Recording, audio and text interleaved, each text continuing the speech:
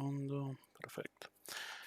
Entonces me presento, mi nombre es Diego Rivera, yo voy a ser su docente en este primer módulo y posiblemente en el tercer o quinto módulo, depende de cómo se dé el orden de los módulos. Normalmente yo les enseño lo que es este módulo de redes WAN y enrutamiento y luego nos volvemos a ver para el módulo de comunicaciones inalámbricas.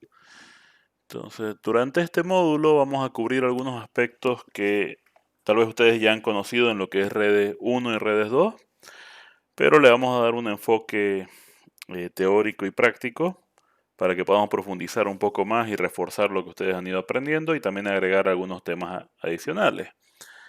En particular, a mí me gusta hacerlo más práctico, pero como estamos de manera virtual, se vuelve un poquito complicado. Normalmente yo llevo equipos para que hagamos los laboratorios. En este caso vamos a estar un poco limitados a los emuladores o simuladores de redes.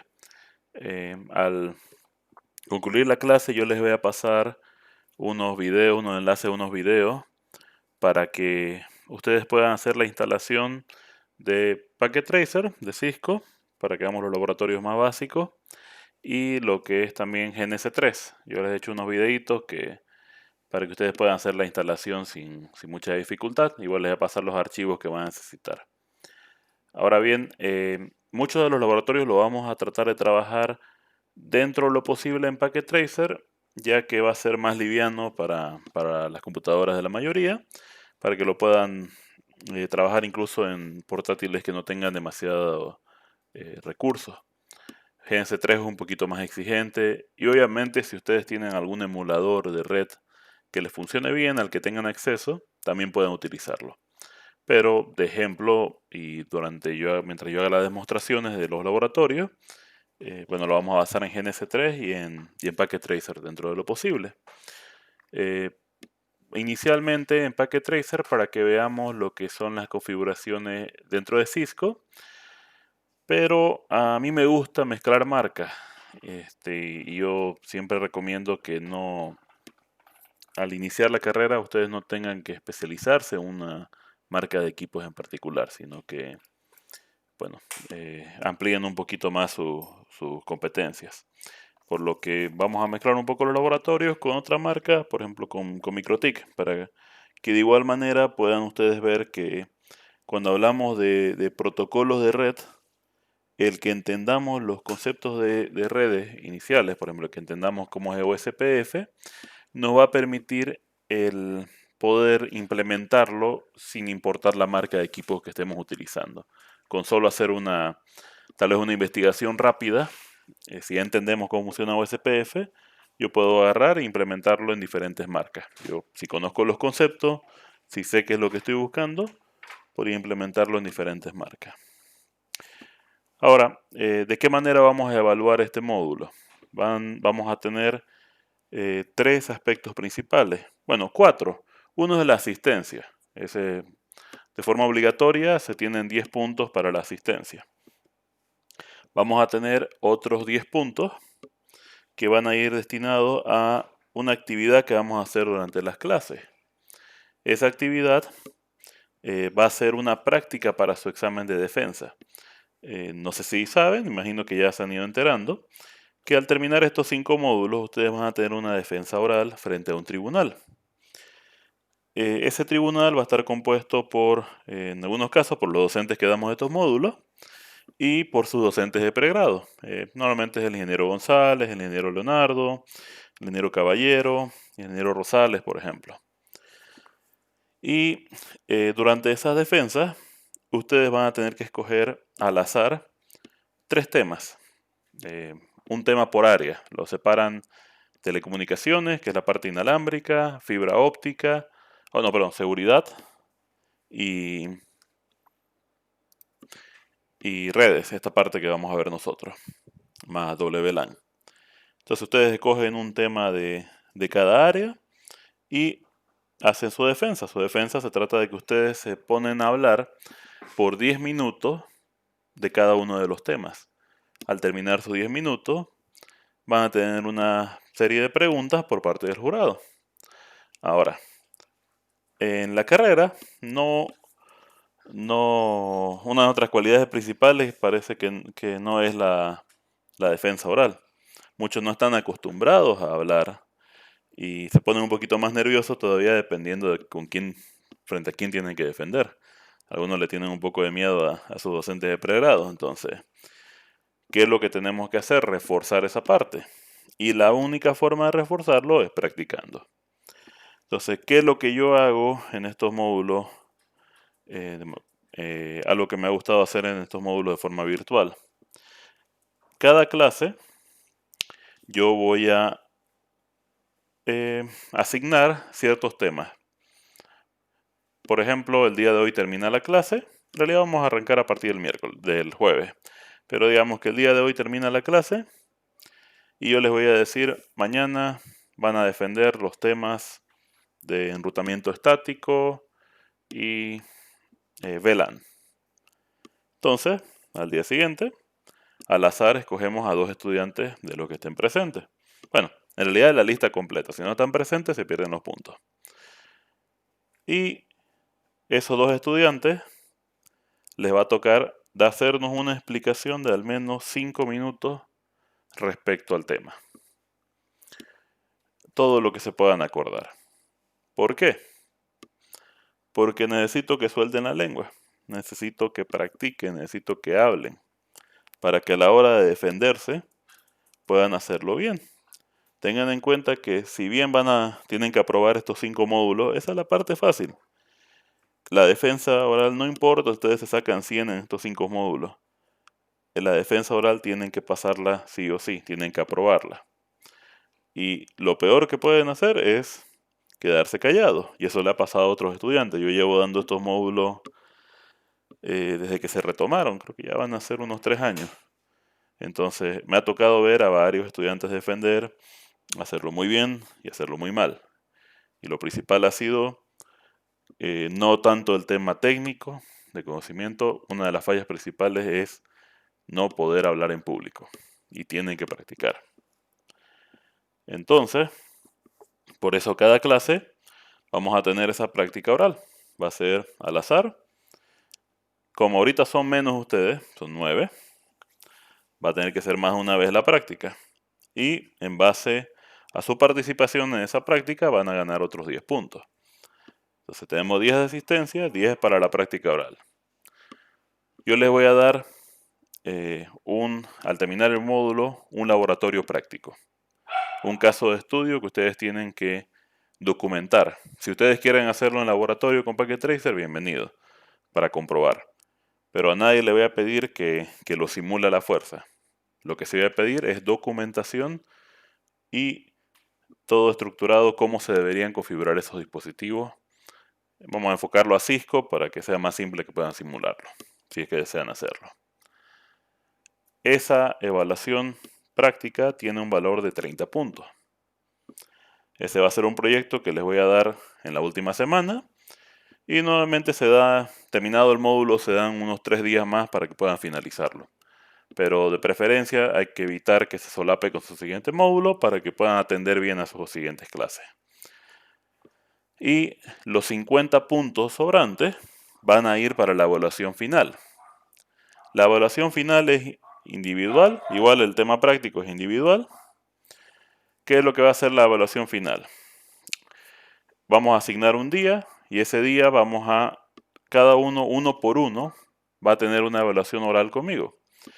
Vamos a practicar la defensa, solo que ahora va a ser un poquito más pesadita. Ya les voy a pedir 10 minutos de su tiempo para lo que van a hablar. Tienen que hablar por 10 minutos del tema que les toque, va a ser como la defensa. Voy a poner los temas en una página que genera resultado aleatorio y al azar les va a salir un tema y de ese tema tienen que hablarme por 10 minutos. Esos temas van a ser cosas que vamos a ir viendo durante este módulo. Van a hablar por 10 minutos, yo voy a evaluar diferentes factores. Acá está mi rúbrica de criterio a la hora de evaluarlos para que vean sobre 100, que ya después se pondrá 50. ¿Qué es lo que me interesa? Su manejo del tema, el manejo de terminología técnica de los conceptos, Es decir, y esto le pasa bastante a muchos en la defensa, se olvidan de los términos exactos y empiezan a confundir palabras, por ejemplo, como topología e infraestructura, por ejemplo. Lanzan las palabras al azar solo porque son palabras técnicas y esperan que tengan un buen resultado. Yo espero un buen manejo a la hora de expresarse como profesionales. Comprensión técnica que eh, puedan saber interpretar lo teórico que han aprendido y manifestarlo en el aspecto práctico. Yo no les voy a pedir durante esa defensa que me empiecen a lanzar comandos. No les voy a pedir que me empiecen a generar diagramas, pero si es que ustedes ven que es mejor para su explicación el poder apoyarse en aspectos prácticos, mucho mejor. Porque eso en la defensa los va a ayudar bastante. Lo que mejor le va en la defensa son los que pueden manejar el aspecto teórico y pasarlo a la parte práctica. Y en ese tema le voy a pedir que me presten mucha atención durante el módulo porque ese es mi enfoque. Yo quiero que pasemos de lo teórico a lo práctico y lo sepamos relacionar. Y bueno, luego está la expresión oral, cómo se expresan, cuántas pausas tienen, si es que tienen muletillas, si están A, E, I, o si están repite que repite lo mismo, ahí se va a observar. Porque de la misma forma, estos criterios son muy similares a los que van a tener ustedes en su evaluación final con el jurado. Y finalmente una ronda de preguntas de mi parte, para ver qué tal les va. Entonces, resumiendo, nuestra nota de este módulo va a ser 10 puntos por asistencia, 10 puntos por las evaluaciones orales que vamos a tener durante el módulo, 30 puntos por la evaluación práctica, el caso de estudio, que va a ser un trabajo individual, y 50 puntos para la evaluación oral final que vamos a tener al finalizar todo el módulo. ¿Hasta aquí alguien tiene alguna pregunta?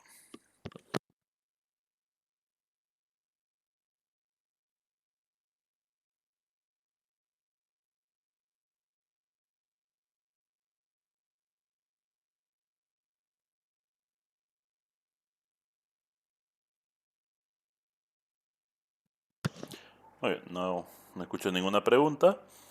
De igual forma, no me hago problema si me ponen sus consultas en el chat.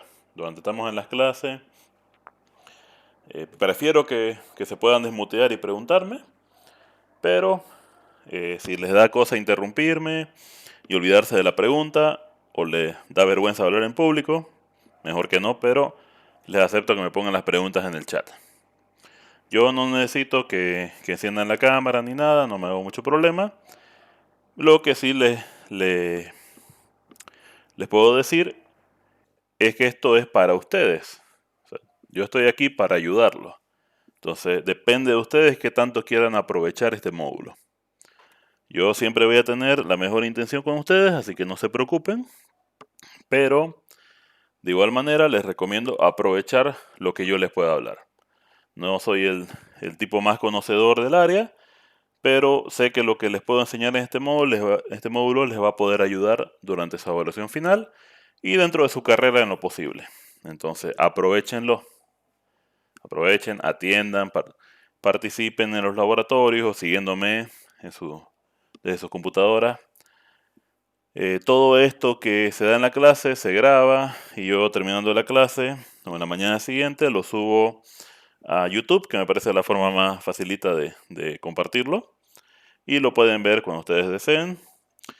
Si tienen alguna pregunta, si tienen alguna duda, pueden contactarme. Estoy en el grupo de WhatsApp, me pueden mandar mensaje directo.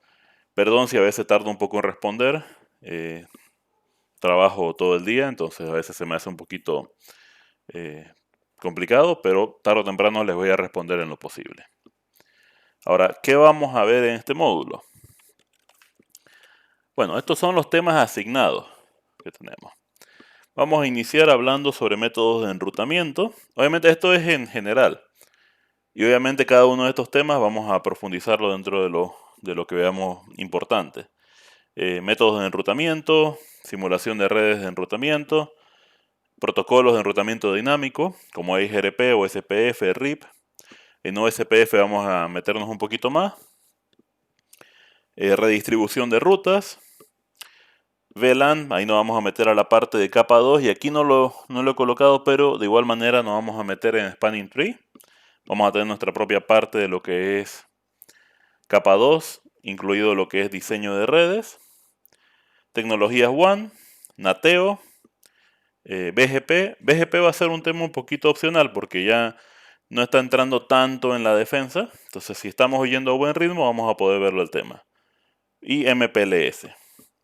¿Por qué les digo que BGP está un poquito opcional? Porque, como les decía, hay diferentes temas que van a estar dentro de las evaluaciones.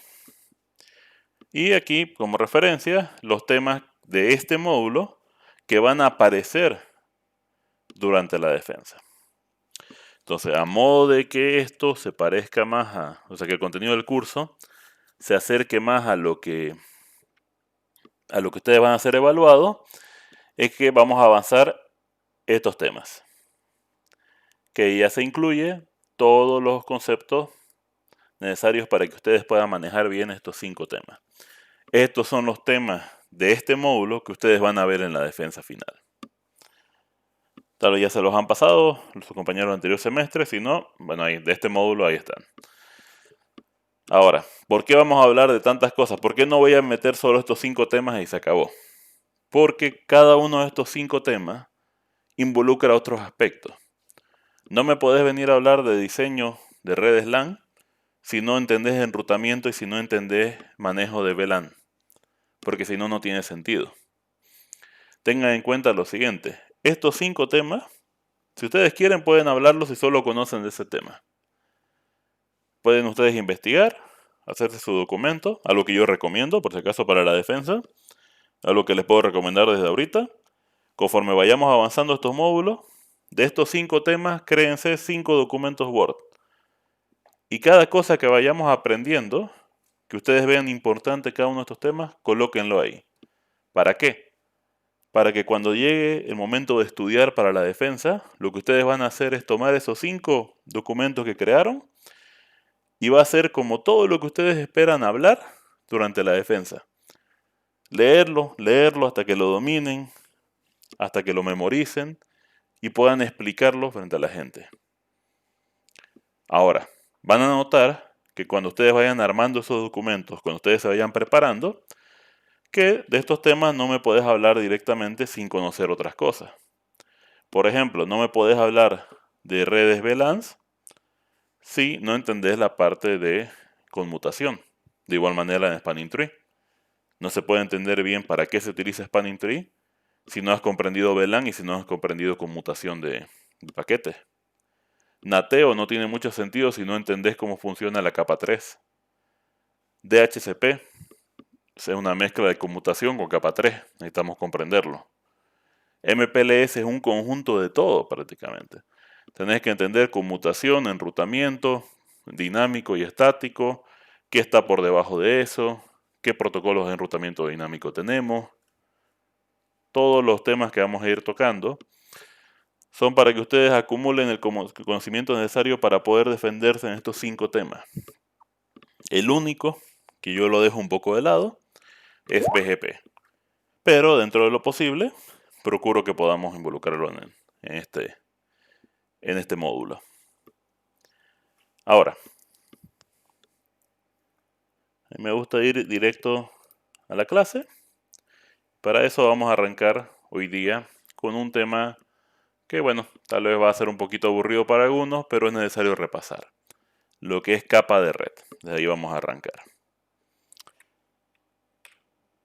Por si acaso han visto que lo tengo dividido en 23 temas, la clase. Tenemos 15 clases sin contar la de la evaluación, que van a ser 14. Significa que nosotros a veces vamos a avanzar más de un tema por día y a veces un mismo tema nos quedamos más de un día. Depende de lo profundo. Por ejemplo, capa de red es un tema que vamos a ver un poquito por encima. Yo toda esta documentación le voy a pasar el enlace de Google Drive al grupo de WhatsApp para que ustedes puedan igual trabajar desde ahí. Ahí van a poder encontrar laboratorios y otra documentación más que les puede llegar a ayudar. Bueno, hablemos de capa de red. Entonces vamos a hablar sobre características generales de la capa. Vamos a hablar sobre lo que es paquetes IPv4, IPv6 y el manejo de rutas a nivel de host. Bueno, arranquemos con el concepto de capa de red. Capa de red lo manejamos ya sea con el modelo de OSI o con el modelo de TCP/IP, cualquiera de los dos que ustedes quieran utilizar para referenciar las redes de datos. No hay problema, la capa se interpreta de la misma forma. Es la capa que nos permite identificar a los dispositivos finales que se van a comunicar. Ya sea cualquiera de las dos versiones, el propósito es que nos dé un tipo de direccionamiento. IPv4 y IPv6, la diferencia principal es la cantidad de direcciones que están disponibles. Aún así, ambos tienen el mismo propósito, direccionar. Ahora, dentro de todo este direccionamiento se agrega una función extra, que es el enrutamiento. Dispositivos como los routers y las computadoras trabajan con enrutamiento. Una computadora misma tiene una tabla de enrutamiento. Por ejemplo, en Windows, aquí lo podría colocar. Si yo hago un route print, puedo ver la tabla de enrutamiento de mi computadora. Puedo ver de qué forma va a manejar los diferentes paquetes que recibe o envía. De la misma forma, los routers van a tener algo similar. Y dispositivos como los switches de capa 3 igual pueden participar en este tipo de función. Aún así, lo principal de la capa es que nos logra proporcionar una forma de direccionar los paquetes. Y para eso realiza lo que llamamos la encapsulación, en este caso encapsulación IP. ¿Qué es lo que hace? Bueno, el concepto de encapsulación ya lo manejamos con las diferentes capas de red, del modelo, OSI o TCP/IP, que se trata de que cada capa toma la información de la capa superior y la considera datos. Aquí ustedes pueden ver, por ejemplo, cabecera de segmento, eso es lo que llamamos a la cabecera de capa 4. La cabecera de capa 4 considera a toda la información de capas superiores como datos y nada más. Eso es lo bonito del modelo OSI. El modelo OSI me permite simplificar la forma en que interpreto la información. Yo estoy en cierta capa, todo lo que pasa arriba de esa capa no me interesa, todo es datos.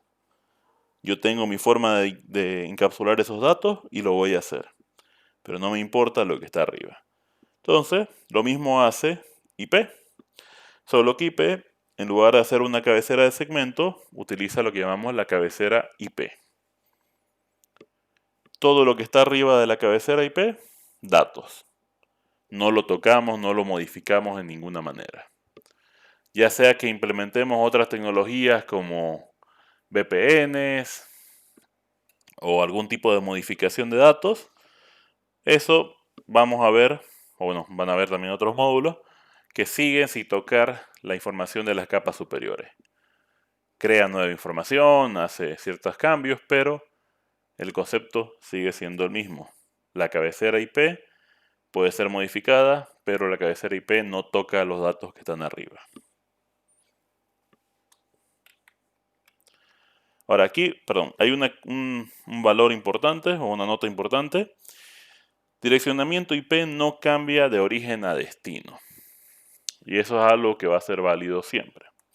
Sin embargo, va a haber algo, y vamos a verlo más adelante, que es el nateo, que es la traducción de direcciones de red, que es donde un dispositivo intermedio, como un router, realiza la modificación de direcciones IP origen o destino en un paquete. Sin embargo, eso no significa que el concepto de arriba no sea válido. El direccionamiento IP no cambia de origen a destino. El origen y el destino no presencian cambios. No ven la información como que ha sido cambiada. La información que ellos envían y reciben la consideran información original. Nateo sí modifica la información, pero el origen y el destino no lo hacen. Ahora, algunas características importantes de direccionamiento IP. Primero que nada, se trata de una comunicación sin conexión. Recordemos esto, y una de las formas más simples de recordar es la diferencia entre TCP y UDP. Comunicaciones orientadas a conexión y sin conexión. TCP es un ejemplo perfecto de una comunicación orientada a conexión. Es cuando yo mantengo de alguna forma información sobre el estado de la comunicación. Es decir, sigo o no sigo conectado al destino, al otro extremo. Y de ser así, ¿cómo se encuentra nuestra comunicación? TCP hace ese manejo con conexión. TCP primero tiene que hacer, si se acuerdan, el establecimiento de 3 vías, su saludo de 3 vías, de sincronizar ACK y ACK, en la que hacen todo ese intercambio para ponerse de acuerdo en que van a empezar una comunicación. Y esa comunicación la consideran viva hasta que alguno de los dos quiere dar por finalizada la comunicación o hasta que alguno de los dos deje de responder por un cierto periodo de tiempo. Pero hasta entonces, esa comunicación está viva y los dispositivos que están en cada extremo de la comunicación consideran o mantienen, mejor dicho, un estado sobre la conexión. Eso es una comunicación con conexión. Una sin conexión sería como UDP. UDP no le importa si es que el otro extremo está vivo o no. UDP envía información. UDP no tiene confirmación de envío. Solo envía los datos y espera que estos lleguen. Si no llegaron, ni modo, no voy a retransmitir nada. Simplemente voy a seguir enviando. De la misma forma se maneja el protocolo IP. Si uno quiere que la comunicación de alguna forma sea controlada, de alguna forma se pueda orientar a conexión, se debe apoyar con otros protocolos, como el protocolo TCP. Pero IP en ninguna forma va a colaborar con ese intercambio y ese control. Servicio mínimo nos hace referencia a que IP va a buscar simplificar el manejo de nuestras comunicaciones. Simplemente va a generar identificadores y ya. Ese es su propósito, darnos identificadores para saber si estamos enviando la información al lugar correcto o no. Y independiente de los medios, van a notar ustedes que todo está migrando a IP. Ya prácticamente todo es IP. Los sistemas de fibra óptica terminan en sistemas IP. Sistemas de comunicación satelital IP, en muchos casos. Hay otros como GPS, por ejemplo, que ya están un poquito diferentes, pero no importa. Ya eso lo hablamos en el módulo inalámbrico. Pero comunicaciones de radioenlace punto a punto, punto multipunto, Wi-Fi, celular, todo terminación IP. Hoy en día todo está migrando a IP. Videovigilancia, telefonía, todo es IP. Lo cual es muy bueno para ustedes y para mí, porque se hace más sencillo el tema. Ya muchas cosas que estaban antes en el área de telecomunicaciones ya no aplican tanto. Sigue habiendo muchas que son importantes, pero se simplifica bastante nuestras comunicaciones, ya que muchos de los productos que encontramos afuera ya cuentan con un conversor, un digitalizador, que convierte todas las señales a IP. Entonces, ¿por qué se logra esto? Porque el protocolo IP no le importa, tampoco le importa lo que pasa en las capas inferiores. No le importa lo que pasa en la capa de enlace de datos, que es la que controla el medio. No le importa lo que pasa en la capa de red. Puede ser que estén utilizando fibra óptica, cobre, no importa. No importa tampoco la tecnología de fibra óptica que utilicemos, GPON o Ethernet directo. No hay ninguna diferencia. El protocolo IP va a seguir trabajando. Si alguien va teniendo alguna duda, no se preocupen, pueden desmutearse y preguntar. o pueden dejar sus consultas en el chat. Yo lo voy respondiendo. Aquí un ejemplo de lo que estaba hablando hace un momento sobre qué pasa cuando yo tengo una comunicación sin conexión. Como le decía, es como mandar una carta. Yo envío la carta diciendo quién soy y a quién quiero que sea enviada la carta. Pero listo, nada más. Yo no me voy a enterar de que llegó esa carta hasta que alguien no me envíe una respuesta. No hay ningún tipo de confirmación. No va a venir los del correo a decirme, oye, tu carta la entregué. No, yo envío mi carta y confío en que va a llegar. Ahora, IP maneja el concepto por defecto de lo que llamamos mejor esfuerzo, best effort. Y esto es un concepto que vamos a ir mencionando más y más. Y estoy seguro que en el módulo de telefonía la ingeniera Lourdes le va a comentar un poco sobre esto. Best effort es la forma por defecto de todas las redes de datos que ustedes van a encontrar ahí afuera. Cuando yo no configuro mi router, mi switch para hacer nada adicional más que sus funciones básicas, yo estoy trabajando en un modelo best effort, mejor esfuerzo. En ese modelo de mejor esfuerzo, los routers internamente utilizan un modelo de cola FIFO, si se acuerdan de estructuras de datos. Primero que entra, primero que sale. O sea, primer paquete que yo recibo, primer paquete que yo envío. No me complico más allá de ello. Si yo estoy saturado, si yo ya no puedo recibir más paquetes, porque estoy ocupado procesando los que ya recibí, voy a empezar a descartar. Voy a ignorar las nuevas solicitudes. Si hay un paquete que es muy importante, paquete prioritario, ni modo. No va a tener de ninguna forma prioridad por encima de lo demás. Yo envío el paquete y listo.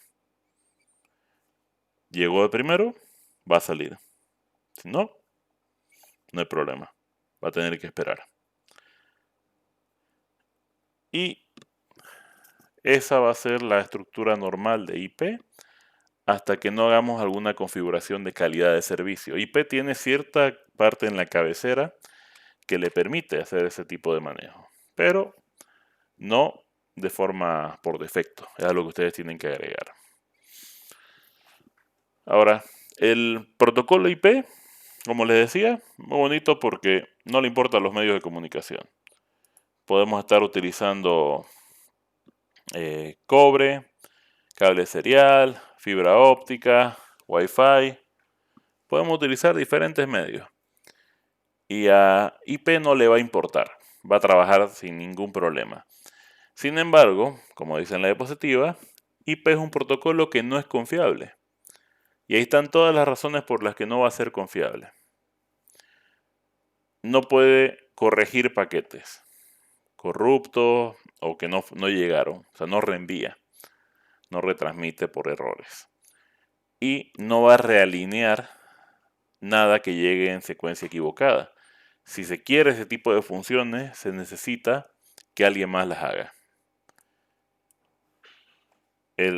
Un dispositivo que trabaja con el protocolo IP, o bueno, la parte en que trabaja con el protocolo IP, en ninguna forma va a buscar el corregir ninguno de estos problemas.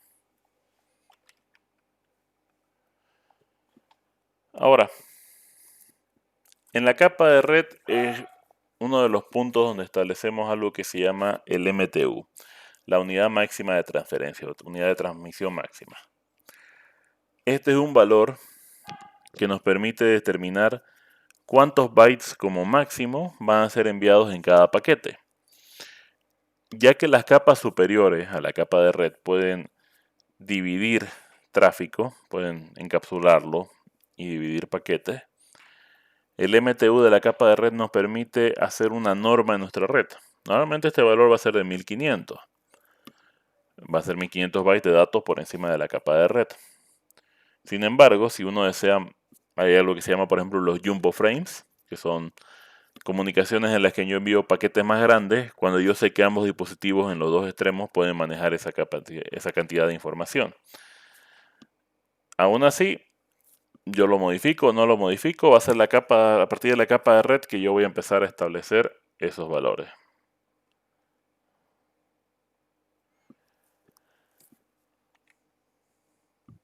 Muy bien, luego tenemos lo que es paquete IP, IPv4. Va a ser en el que más nos vamos a enfocar, es el más utilizado en este momento a nivel mundial. Si bien obviamente IPv6 viene a ser el futuro, esperemos que sea el futuro, va a haber un tiempo bastante largo antes de que se haga la migración. Entonces su entendimiento de IPv4 tiene que ser sólido para poder trabajar en el mercado laboral actual. Entonces, ¿qué es lo que va a buscar IPv4? Al igual que IPv6, pero nos dice garantiza que el paquete se envíe a la dirección correcta al destino. Garantiza en el sentido de que puede identificar quién es el destino, no que vamos a tener alguna confirmación por parte del destino. Va a contener información para el procesamiento de capas de red en varios campos, es decir, se va a apoyar con dirección origen, dirección destino, máscara de subred, otros valores adicionales que se puedan ir agregando. Y toda la información de capa 3 es lo que van a utilizar routers para determinar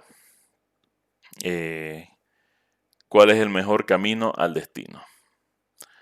Aquí tenemos la cabecera de IPv4, son los campos de información que podemos llegar a utilizar. Obviamente los que están en color púrpura van a ser de los principales que vamos a ver en cualquier uso común.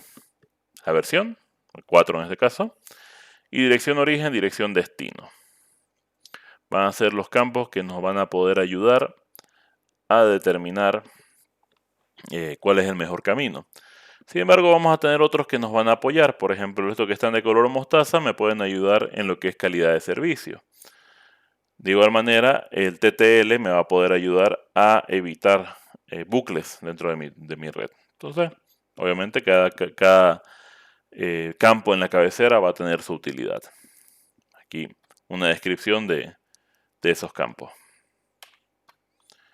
Ahora, en IPv6 la modificación no es, o mejor dicho, la modificación busca ser el optimizar un poco más lo que es mi cabecera IP, debido a que tengo un incremento en lo que es el valor del campo dirección origen y dirección destino. ¿Para qué hemos creado IPv6? ¿O cuál es la razón de que exista IPv6 como un nuevo protocolo, una nueva versión del protocolo IP?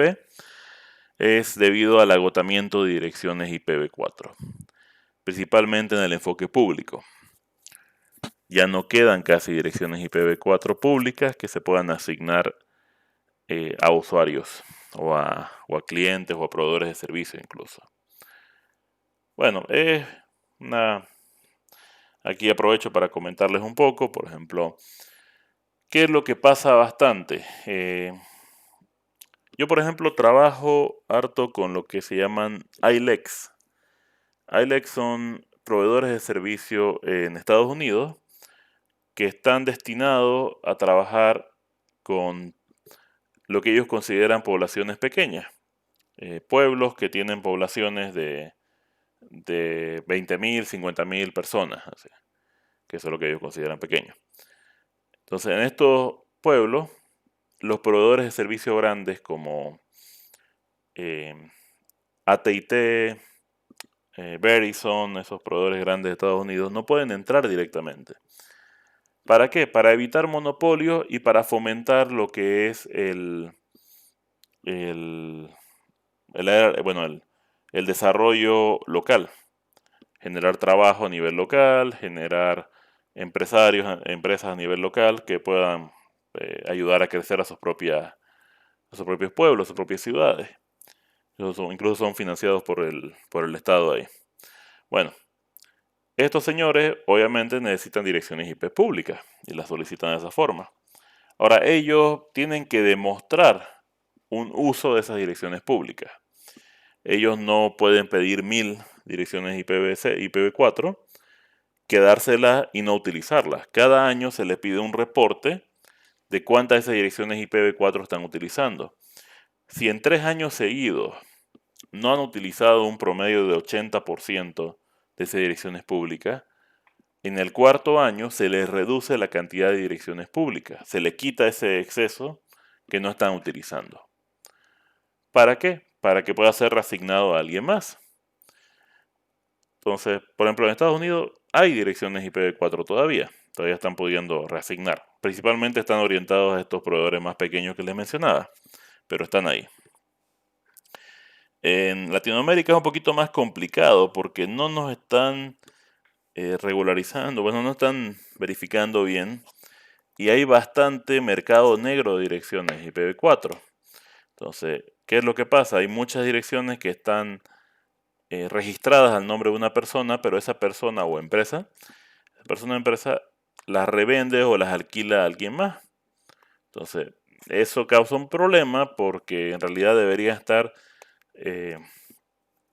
administradas y dirigidas por un proveedor de servicios directamente o por empresas de gran tamaño que las necesiten, no por alguien que revende las direcciones y tiene un control general. Entonces, parte del problema de la falta de direcciones a nivel Latinoamérica viene por ese lado. Aún así, no significa de que sobren tantas como que para que podamos tener de sobra. Significa de que hay nomás una necesidad de IPv6 a largo plazo, ya que la disponibilidad de direcciones no está ahí, ya no tenemos. Entonces, dentro de IPv6 manejamos, en lugar de direcciones de 32 bits, manejamos 128 bits. Lo que significa, y aquí podemos ver la diferencia, estamos hablando de 340 undecillones, ya ni sé cómo se pronunciará ese valor, de direcciones IPv6, o sea, todas estas, comparado a los 1000 millones de direcciones IPv4. Esta es la forma de la cabecera de IPv6, más sencilla, donde tenemos nuestra dirección origen, nuestra dirección destino, que ocupa más campo obviamente, porque son 4 veces más grandes cada campo, 4 veces más grandes que lo que sería IPv4. Y ciertos valores, bueno, versión, control de, bueno, la etiqueta de flujo, que eso permite un mejor manejo, junto al tipo, a clase de tráfico, permite un mejor manejo de calidad de servicio. Y otros valores que se asemejan a los anteriores, por ejemplo, hop limit, que vendría a buscar ser el reemplazo de TTL, límite de saltos que sería. Entonces nos permite de alguna forma mejorar el manejo de IPv4, disminuyendo la cantidad de campos, pero aumentando el tamaño de ciertos campos, en específico dirección origen y dirección destino. Ahora hablemos a nivel de enrutamiento de host, ya que ya hemos hablado de IPv4 y IPv6. Cada dispositivo de red, routers, computadoras, o cada dispositivo que está conectado a una red, incluye una PC, necesita de alguna forma poder generar tráfico que es enrutable. Si quiere comunicarse con otros dispositivos que están ya sea en la misma red o en otra red, tiene que poder enrutar. Ahora, cada dispositivo va a tener su propia tabla de enrutamiento, unos más limitados que otros. Por ejemplo, un switch va a tener una tabla de enrutamiento muy simple y casi nada modificable, que va a estar limitada, por ejemplo, la mayoría de los switches más sencillos tienen una IP administrable para que yo pueda configurar el switch de forma remota. No hace enrutamiento, no hace nada especial más que VLANs y switching o conmutación, pero tiene una especie de tabla de enrutamiento básica que dice: esta es tu IP y esta es tu puerta de enlace predeterminada, nada más. no puede hacer nada muy especial. Pero otros equipos, como un router o una computadora, pueden profundizar un poco más en sus tablas de enrutamiento, especialmente los routers. Ahora, ¿qué va a ser lo común que vamos a encontrar en una tabla de enrutamiento? A la fuerza vamos a tener las direcciones loopback, 127.0.0.1 o 2.2.1 cuando hablamos de IPv6. Esto lo podemos comprobar en la tabla de enrutamiento de mi computadora. Por ejemplo, ahí está, 127.0.0.1. Por ejemplo, esta es loopback. Esta también, esta en realidad hace referencia, esta es la dirección de red de esta dirección IP que tiene mi computadora. Aquí está su puerta de enlace predeterminada, la broadcast de la dirección loopback, una dirección de red que hay en mi computadora. Esta es la dirección de red. Y porque tengo una entrada de red, tengo que tener a la fuerza la dirección de red. Podemos verlo en cada dirección IP que tiene mi computadora. En este caso tiene 3, esta interfaz. Tengo otra interfaz más que tiene otra dirección IP. Tenemos las direcciones multicast. Tenemos las direcciones broadcast por interfaz. Y aquí tenemos las direcciones IPv6. O sea, cada dispositivo, como una PC, va a tener su propia tabla de enrutamiento. Y sí o sí vamos a ver la presencia de una dirección loopback. También vamos a ver hosts locales, es decir, el destino está en la misma LAN. Bueno, podemos verlo en mis propias direcciones IP. Esta computadora en particular pertenece a esta red, 192.168.10/24. Es una red local. En este caso, mi computadora no tiene rutas hacia algún destino en particular. La única ruta remota con la que cuenta es la que llamamos la ruta por defecto, que luego vamos a definir bien, que me permite decirle a mi computadora que si quiere llegar a algún lado, que no sea una red local, que no esté especificada aquí abajo, lo va a hacer mediante otro dispositivo, 10.1, 192.168.10.1, que viene a ser mi router. ¿A qué quiero llegar con esto? La presencia de rutas en una tabla de un dispositivo no se limita a routers. También está presente en computadoras, en servidores, en switches. Pueden encontrarlo de igual manera. No es solo algo de los routers. Ahora, ¿cómo hace un dispositivo para saber a dónde tiene que enviar los paquetes? Todo se basa en la dirección destino. Local o remoto, no importa. Dirección destino. La dirección origen no es algo que afecte el enrutamiento. Van a encontrar dispositivos de red. Esto es muy importante, porque mucha gente se confunde. Por ejemplo, hay formas en que ustedes pueden crear políticas de enrutamiento, donde su enrutamiento se va a basar no solo en el destino, sino también en la dirección origen. Entonces, mucha gente cuando escucha el concepto de enrutamiento, que es decir, determinar el mejor camino a través de la dirección destino. Mucha gente me ha dicho a mí, no, pero es que hay routers que te permiten determinar el mejor camino en base al origen. Y está bien, son funciones adicionales que ustedes pueden hacer para modificar el funcionamiento de lo que es el enrutamiento por definición. Pero el enrutamiento por definición no cambia. Enrutamiento es determinar el mejor camino posible a un destino. No estoy mencionando origen en ningún lugar. Que tu router pueda, mediante cierto código adicional, determinar el mejor camino a un destino a través del origen, por ejemplo, es una cosa. Es algo extra que vos le estás agregando a tu dispositivo. Pero enrutamiento es mejor camino a un destino y listo. Cualquier cosa extra que podamos hacer para mejorar, para hacer más útil ese enrutamiento, ya va a ser algo extra. Ya no es el enrutamiento básico. ¿Cómo pueden darse cuenta ustedes? ¿Todos los routers pueden hacer eso? ¿Sí o no? Si no lo pueden hacer todos los routers, no es enrutamiento. No es enrutamiento en su definición más simple. Porque un router es aquel que enruta. Entonces, si alguien me dice a mí, no, pero es que también existe enrutamiento por origen. Está bien, eso es lo que llamamos políticas de enrutamiento. Pero no es enrutamiento en su forma más simple. Enrutamiento es solo a través de la dirección destino. Y una vez que yo determino a dónde quiero llegar, es que yo escojo cuál es el camino. Por ejemplo, yo veo esta tabla de enrutamiento, yo digo, mi destino es 192.168.0.5. Perfecto, déjame que vea mi tabla de enrutamiento. ¿Tengo alguna forma de llegar a la 192.168.0.5? Sí. Mira, aquí mismo tengo una ruta para la 00/24. Ok, ¿y cómo llego ahí? Lo tenés en el enlace directo. O sea, es una conexión directa, está en tu interfaz. Y puedes llegar utilizando la interfaz que tiene esta dirección IP.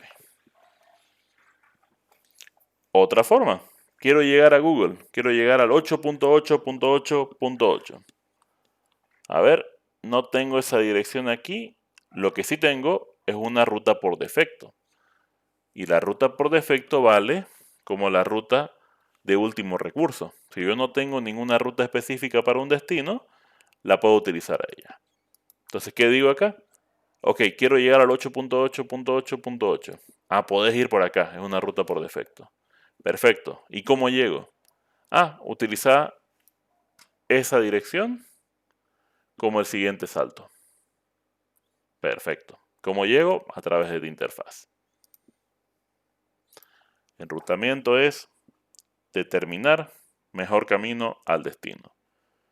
Reviso mi tabla y si tengo una forma de llegar a ese destino, utilizo el mejor posible.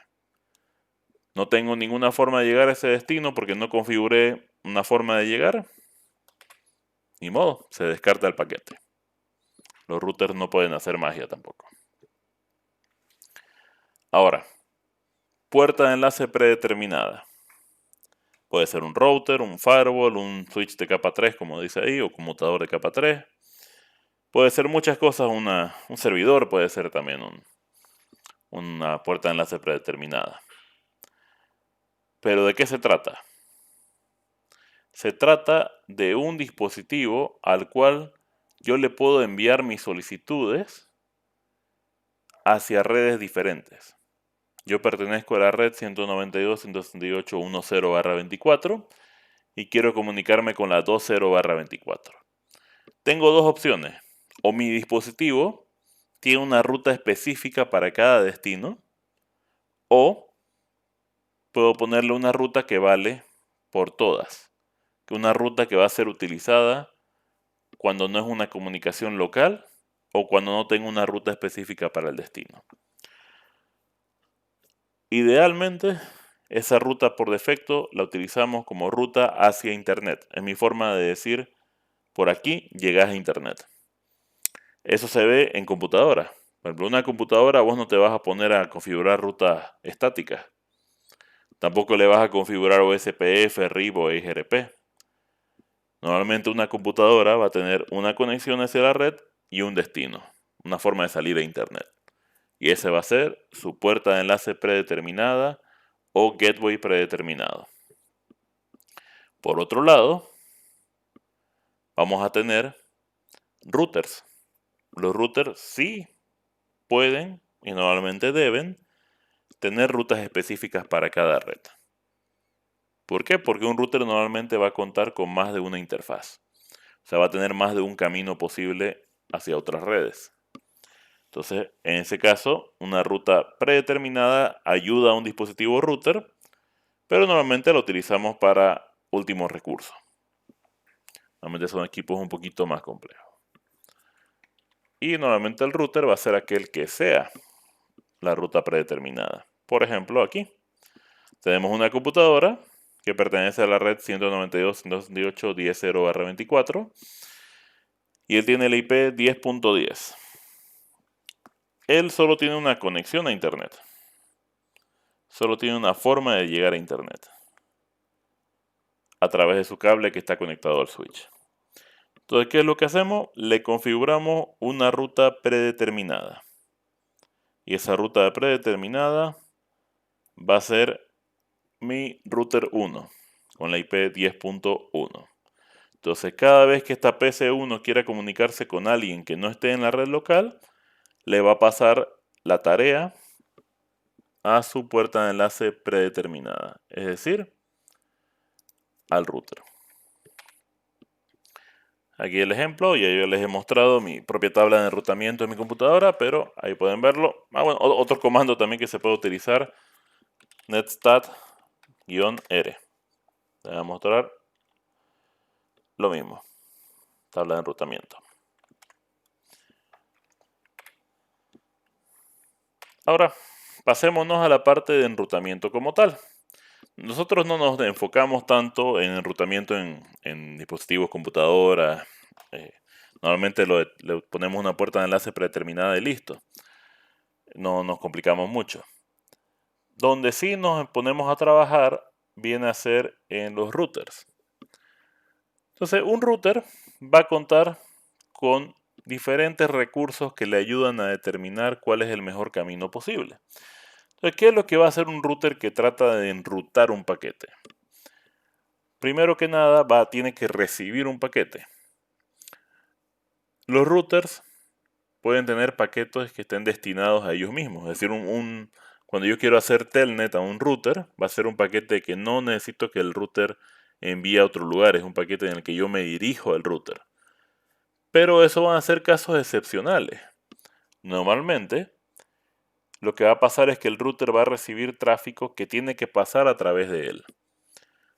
Él es utilizado como herramienta para cumplir la función para la que fue diseñada, que es enrutar.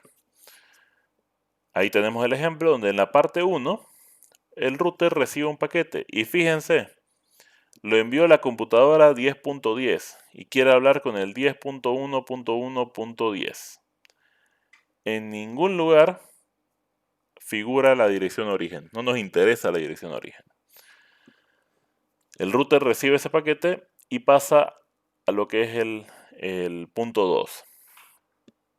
Revisar cuál es el mejor camino para el destino. Y el lugar donde tiene esa información es la tabla de enrutamiento. La tabla de enrutamiento nosotros vamos a trabajar todo el tiempo. Ya sea que lo hagamos de forma manual, con lo que se llama el enrutamiento estático, o lo hagamos de manera dinámica, mediante enrutamiento dinámico. Cualquiera que sea mi método, yo tengo que de alguna forma poder rellenar la información que tengo aquí. Esta información le va a permitir al router venir y decir, ¿tengo alguna forma de llegar al 10.1.1.10? A ver, esta red no me sirve, o esta entrada en la ruta, en la tabla de rutas no me sirve, esta tampoco, esta sí, y también la última me sirve. Pero los routers hacen algo muy interesante y es que van a ir siempre por la ruta más específica. Tanto la 10.1.1.0.24 como la ruta por defecto son válidas para ese destino. Puede usar cualquiera de las dos. ¿Por qué elige entonces esta? Porque esta red es mucho más específica que la de aquí abajo. La ruta por defecto es lo menos específico posible. 0000/0 significa cualquier red. Mientras que esta significa 10.1.1.0/24, o sea, desde los IPs 10.1.1.0 hasta 10.1.1.255. Es más específico. Si hubiera otra con una máscara de subred más pequeña que forma una subred donde 10.1.1.10 también perteneciera, pues utilizaría esa más específica. Mientras más específica la ruta, es preferida. En este caso, nuestro router escoge esta ruta y dice, ¿cómo llego al destino? A través del router 2. Ah, perfecto. Paso 3. Enviarle el paquete al router 2. El router 2 va a pasar por un proceso idéntico y va a tomar su propia decisión. Yo, por ejemplo, acá en el diagrama no veo la 10.1.1.0/24. Entonces seguro lo va a mandar hacia internet. Ahora, los routers Dependiendo de la marca van a tener un poquito más de detalle o no, pero normalmente se van a basar en estos tres, o sí van a ver estos tres. Ya algunos routers agregan unas rutas más descriptivas, pero no importa, se basan en estas tres. Las rutas conectadas directamente. Son rutas que se generan de forma automática en un dispositivo cuando una interfaz del dispositivo es activado y tiene una dirección IP. Se crea una ruta que dice, oye, por si acaso en esta interfaz o a través de esta interfaz puedes llegar a esta red destino. Después tenemos las rutas remotas, que es donde más vamos a trabajar nosotros. Son aquellas que me dicen cómo llegar a redes que no están directamente conectadas a mí, cómo llegar a redes lejanas. Puedo rellenar esta parte de la ruta, como decía antes, con enrutamiento estático, con comandos, o puedo hacerlo de forma dinámica. Puedo utilizar protocolos dinámicos que me permitan ese manejo. Y tienes, si bien esta puede ser dinámica o estática, tiene su propia categoría, que es la ruta predeterminada, siempre separada de todas las otras rutas, porque es utilizada como último recurso. Vale la pena que sea considerada una ruta completamente de su propia categoría. Primero vamos a tener el enrutamiento estático. Nosotros vamos a trabajar con este enrutamiento, vamos a trabajar con los dos tipos de enrutamiento. Y es donde yo, mediante un comando, especifico a qué red quiero llegar y cómo voy a llegar. Y le enseño al router esa dirección, esa ruta. Puede ser que sea una ruta correcta, puede que no. Depende del conocimiento de la persona que está manejando esos comandos. Una forma más simple de implementar enrutamiento, pero es una forma más sencilla de equivocarse. Hay otro método que es un poquito más complejo porque necesita o requiere de que conozcamos sobre protocolos, y es el enrutamiento dinámico, que es una forma en la cual yo configuro mis dispositivos routers para que se hablen entre sí, compartan información de enrutamiento entre sí, y ellos solos creen tablas de enrutamiento para hacer más eficiente mi manejo de routing entre los diferentes dispositivos. Muy bien, sería la primera parte. No sé si alguien tiene alguna pregunta.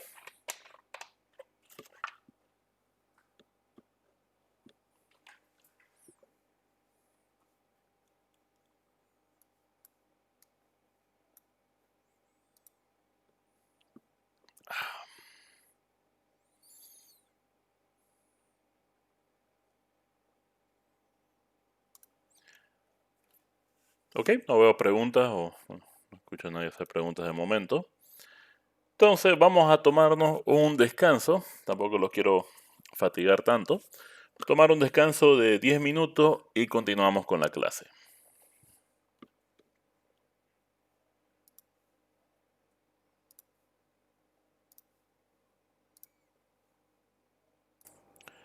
Muy bien, continuaremos con la clase. Perdón. Ok, continuaremos con la clase. Y en este segundo tema vamos a enfocarnos en lo que es eh, resolución de direcciones. Estamos hablando de resolución de dirección de IP y MAC. Entonces, MAC IP, vamos a hablar del protocolo ARP y lo que llamamos detección de vecinos. Entonces, primero enfoquémonos a hablar de cuál es la relación que existe o por qué es necesario que de alguna forma sepamos lo que es la dirección MAC cuando estamos trabajando con direcciones IP. La dirección MAC o la dirección física, dirección de capa 2, es algo que viene preconfigurado en las tarjetas de red, en las NICs de las computadoras, de los routers, de lo que ustedes deseen manejar. Mientras que las direcciones IP se utilizan para el direccionamiento por encima de diferentes redes. Esta es configurada de manera dinámica o de manera estática por el administrador de red. Ahora, si nos ponemos a pensar, el modelo de OSI o el modelo TCP/IP, tenemos las capas donde primero necesito la dirección física y luego la dirección lógica. Todo paquete que esté utilizando un medio de comunicación de tipo Ethernet necesita a la fuerza saber la dirección MAC origen y la dirección MAC destino, así como la dirección IP origen y destino. La dirección IP origen y destino no son difíciles de obtener. De hecho, para que se cree la comunicación o la conexión, esos dos son requisitos que tienen que ser proporcionados por parte del usuario. Por ejemplo, yo estoy en mi computadora y quiero comunicarme con facebook.com. Bueno, va a pasar todo el proceso donde le voy a mandar la solicitud a mi DNS, a mi servidor DNS, donde le voy a preguntar, oye, ¿cómo se resuelve este nombre? ¿Qué dirección IP es en verdad facebook.com? Alguien me va a responder y yo voy a tener mi dirección destino. Y mi computadora va a saber cuál es su dirección origen, en base a la interfaz que se va a utilizar para llegar a Internet. O sea que las direcciones IP no hay problema, se tienen. De hecho, o sea, no me preocupo de crear un paquete hasta que no se creó una solicitud a un destino. Entonces, la IP origen y destino sí o sí la vamos a tener. La cosa es la dirección física. Empezando, la dirección origen la voy a tener también. La dirección MAC origen, sí, porque sé cuál es mi interfaz por el que voy a salir. El problema es mi MAC destino. Y pasa lo siguiente.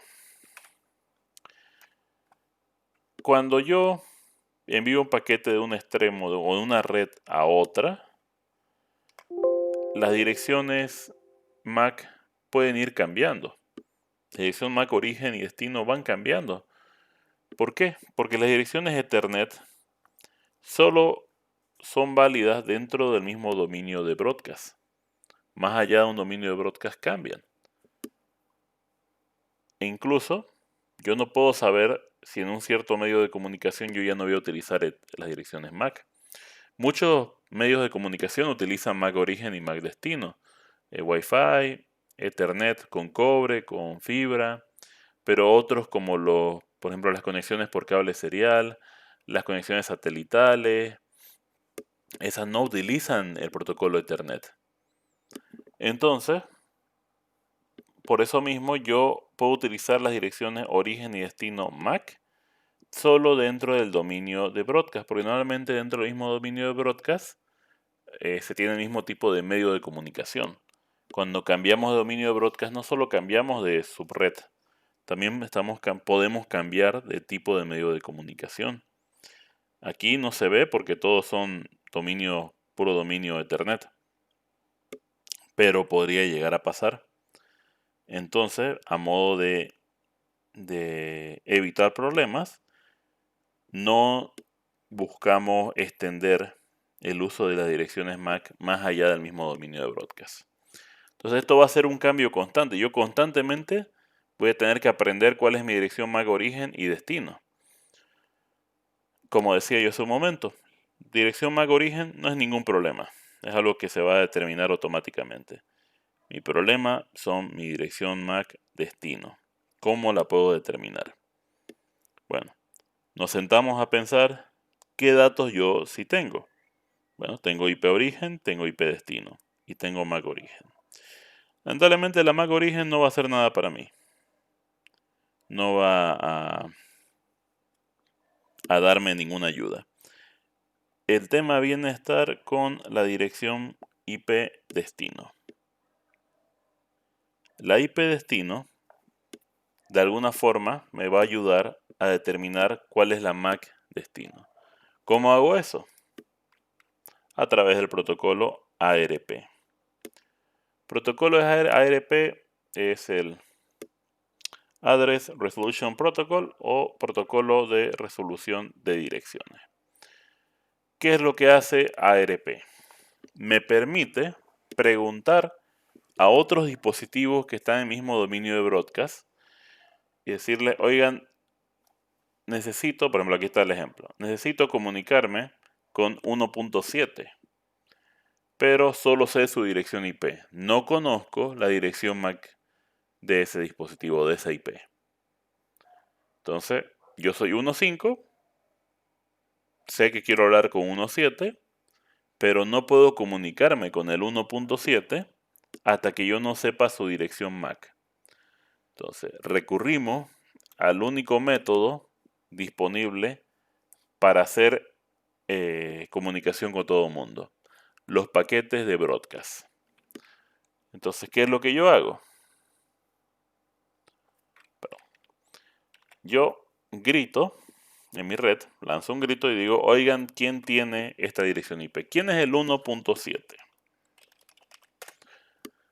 Y si existe el 1.7, vamos a abrir un ratito Wireshark acá en mi computadora. Lo vamos a ver. Fíjense, así preguntan los dispositivos: ¿quién tiene la 192.168.10.198? Díganle al punto 1. O este de acá, por ejemplo, que se respondió: ¿quién tiene la 10.140? Díganle al 10.18. Y vamos a expandir un poquito más.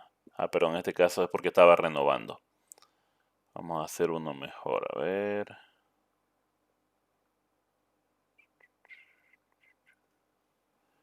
Vamos a dar un ejemplo más bonito.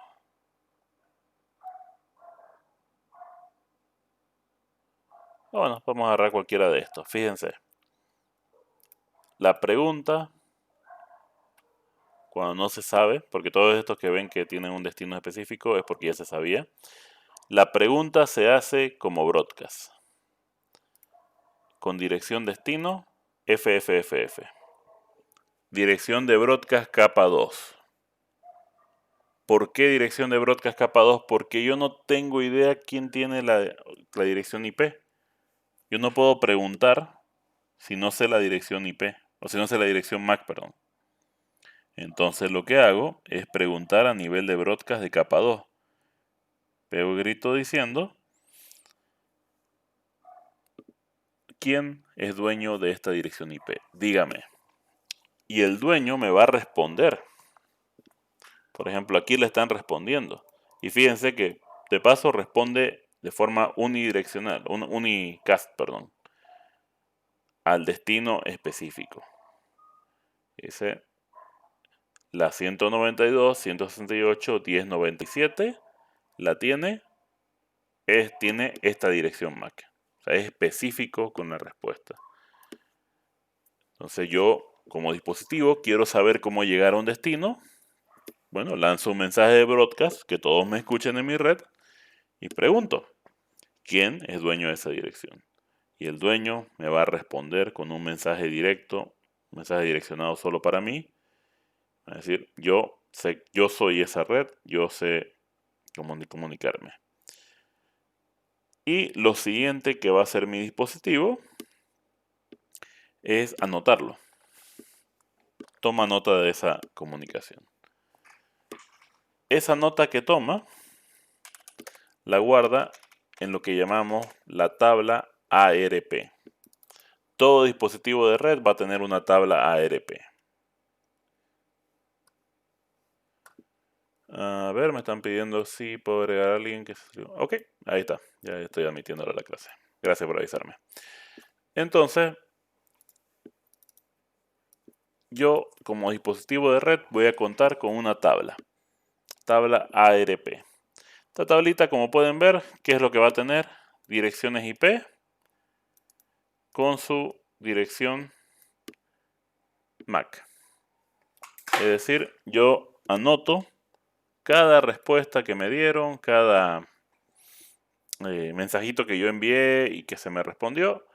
Yo lo anoto aquí y lo guardo por un cierto tiempo. Cada sistema operativo va a variar en ese tiempo. Ahora, va a haber diferentes situaciones. Por ejemplo, esta tabla ARP me sirve solo para las comunicaciones locales. ¿Qué pasa cuando yo quiero hablar con alguien que está fuera de mi red? Yo hace rato les mencionaba que una vez que salgo de mi red, las direcciones MAC cambian. Entonces lo que yo aprendí por ARP me sirve solo a nivel local. Entonces, ¿qué pasa cuando yo quiero comunicarme con alguien que está fuera de mi red? Cuando dirección IP destino está en una red diferente, el dispositivo buscará en la tabla de ARP la dirección IPv4 de la puerta de enlace predeterminada. 10.1. Es decir, si yo quiero comunicarme con alguien que está en la misma red, consulto mi tabla ARP. Quiero hablar con alguien que está en otra red, la MAC destino de mi paquete, cada vez que yo quiera hablar con alguien que está en otra red, la MAC destino va a ser la de mi puerta de enlace predeterminada, la de mi router. Ahora, ¿qué va a pasar con esas entradas que yo voy creando? Son entradas dinámicas. Dynamic. En este caso, estáticas solo son las locales, las que están configuradas en el router, o ciertas direcciones especiales como las de multicast, que también están configuradas automáticamente en el router o en la computadora. Pasado cierto tiempo y dependiendo del sistema operativo, estas entradas se van a eliminar. Yo tengo formas en las cuales puedo configurar de manera estática entradas en mi tabla ARP. Y existen diferentes mecanismos para asegurar un poquito más este tema. ¿Por qué? Porque es un poco peligroso. Si se ponen a pensar, yo puedo mandar una solicitud a ARP que diga, oigan, ¿quién es el 10.1? ¿Quién es mi gateway? Mi puerta de enlace predeterminada. Bueno, obviamente me va a responder mi router. O eso esperaría yo. Tal vez me responda un dispositivo dañino, un dispositivo que lo que quiere es que yo le envíe todo mi tráfico a él. Entonces, ARP se vuelve un protocolo algo sensible. Cuando veamos la parte, bueno, el módulo de redes inalámbricas, vamos a hacer unas prácticas de seguridad dirigidas más a ese tema. Porque cuando los temas de wireless, de inalámbrico, sí les preguntan más relacionado al aspecto de seguridad. Entonces ahí vamos a trabajarlo un poco más. Ahí están las formas, por ejemplo, en Cisco, en un router Cisco, se hace con show IP ARP y te muestra la tabla ARP. Una computadora Windows, ARP-A, y creo que en Linux es parecido. Ahorita no me acuerdo bien. Aquí está, por ejemplo, el tema que les mencionaban de ARP. Como ARP las solicitudes son de tipo broadcast, pues lamentablemente cualquiera puede escuchar que yo quiero descubrir cuál es la dirección de un cierto dispositivo. Puede haber el caso de que alguien me mienta, que un dispositivo dañino me diga, yo soy el router. Yo sé que vos querés comunicarte con el router 1, pero te cuento que yo soy el router. Y una computadora puede ser configurada de tal forma que todo el tráfico que reciba pueda ser enrutado hacia otra red. O sea, alguien puede recibir mi tráfico y de paso simular ser un, un router real, un router que en realidad me está proporcionando acceso. Va a disculpar, dame un segundito, ahorita vengo.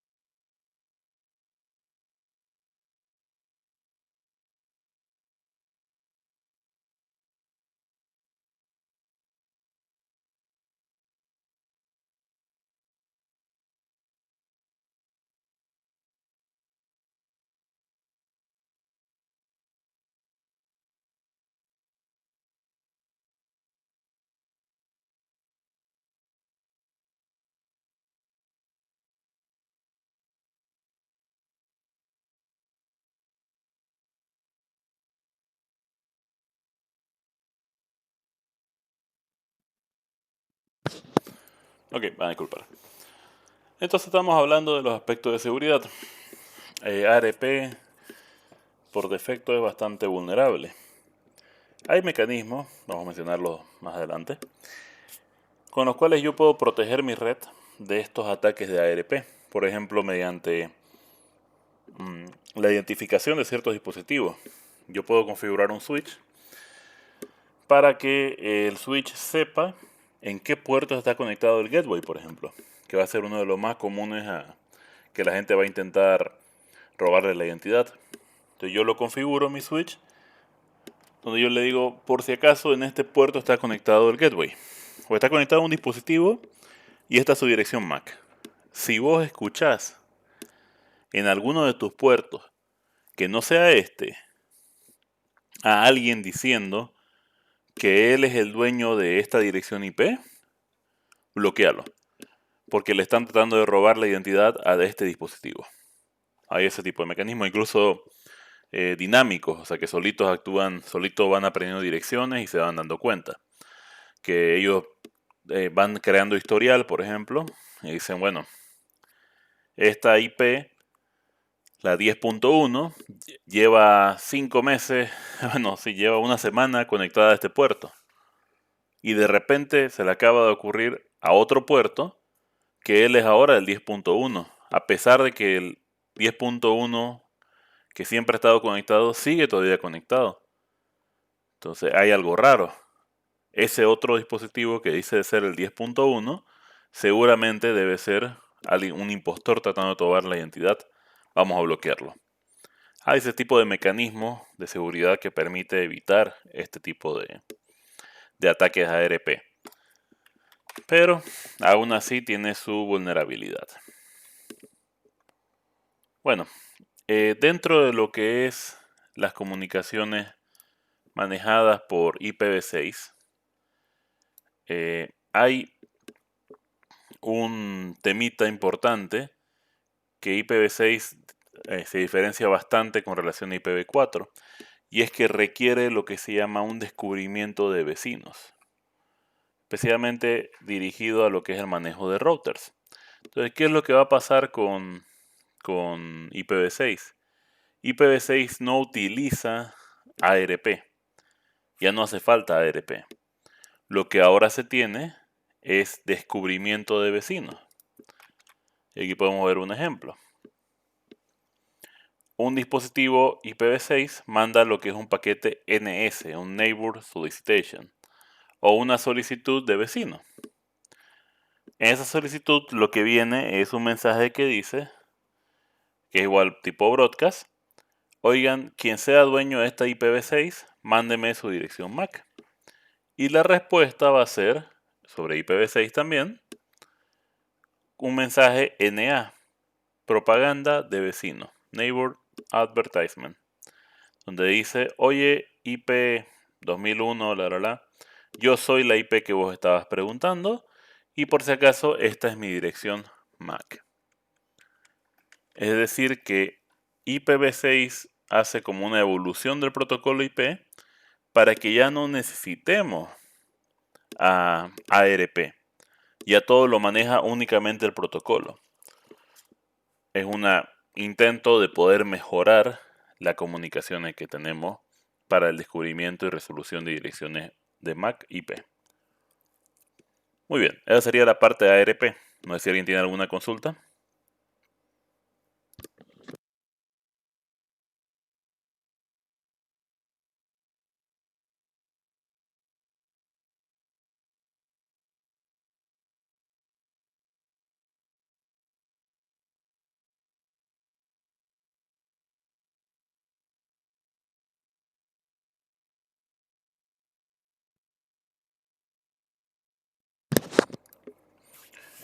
Ok, no veo muchas dudas. Entonces, no les voy a pegar muy fuerte hoy día por lo que es primer día de clase. No quiero llenarlos de conceptos. Entonces, por hoy día, y solo por hoy día, vamos a terminar la clase temprano. El día de mañana continuamos iniciando con lo que es el direccionamiento IPv4 y de ahí vamos a pasar un poco más a prácticas. Les voy a pasar a través del grupo de WhatsApp que tenemos con la ingeniera Rosemary, Le voy a pasar unos enlaces para que se vayan instalando los programas de simulación. En particular, que se puedan ir instalando Packet Tracer. Ya Packet Tracer es gratuito y lo pueden descargar en su última versión cuando ustedes quieran. Eh, pero tienen que crear una cuenta en la NetAcad de Cisco y todo un temita más. Pero en el video van a ver la forma en que se lo pueden descargar gratis y sin necesidad de tener que piratear ni nada. Ya. No les recomiendo descargárselos en ningún sitio adicional si es que pueden hacerlo de la página oficial y de manera gratuita. Ahí de paso pueden ver los cursos gratis que da Cisco en su academia. Y también les voy a pasar en el grupo lo que es la carpeta de Google Drive donde van a poder ver todo el contenido del módulo. Les voy a pasar una vez donde está también mi contenido del siguiente módulo. O sea, si es que va a ser el módulo 3 o módulo 5, no sé qué módulo me irán a asignar el siguiente, para que por si quieren ir revisando el material.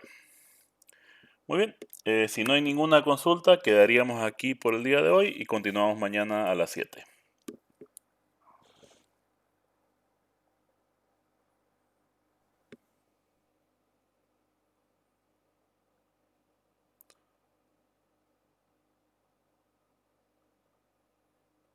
Bueno, que tengan una buena noche y muchas gracias por su atención. Que descansen. Gracias, ingeniero. Buenas noches, ingeniero. Buenas noches. Buenas noches, ingeniero. Buenas noches, que tengan una buena noche. Buenas noches, ingeniero.